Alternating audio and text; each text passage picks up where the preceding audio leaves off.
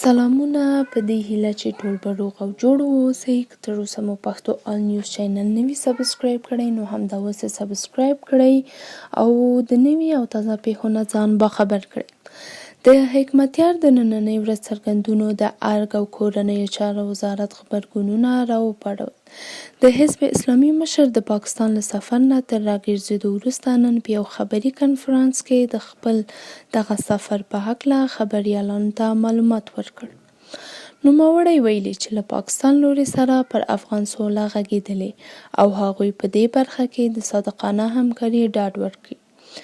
حکمتیار زیاته کړه طالبان او نور لوري دا حکومت نه مني او باید چارې یو موقتي ادارې ته وسپارل شي.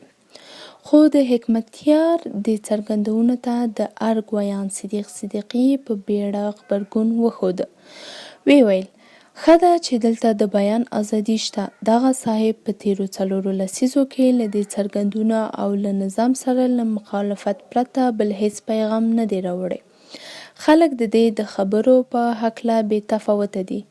حکمتیار دغه راز د خپلو خبرو پر مهال د کورنیو چارو وزارت هغه ادعا رد کړې چې ګواکې د هلمند په جګړې کې 300 پاکستاني عسکرو ګډون درلود او 40 تنه یې وژل شوي.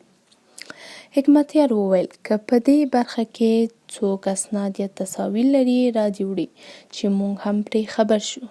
دا سوچه دروغ خبرې دي. خو د کورنیو چارو وزارت ویان طارق آریان بیا د حکمتیار دا خبرې ننګولې دي او زیاته کړې دي چې حکمتیار باید له واقعیتونو منکر نشي. خو د کورنیو چارو وزارت د حکمتیار د ځواب او خپلې ادعا د ثبوت لپاره په دې برخه کې هیڅ اسناد رسنیو ته ډاګیزه کړی نه دی. حکمتیار دغه راز روان بین الافغاني مذاکرات د طالبانو او د ارګ د ټیم ترمنځ وبلل او ویل چې موږ او ګڼ نور احزاب په دغه بهیر کې ګډون نه لرو. نوموړی ټینګار وکړ تر هغو چې بهرني ځواکونه له افغانستان نه وي وتلي تر هغو افغانستان کې سوله نه راځي. مننه. دا و د نننۍ ورځ راپور. د نورو ویډیوګانو په تمه اوسئ. مننه.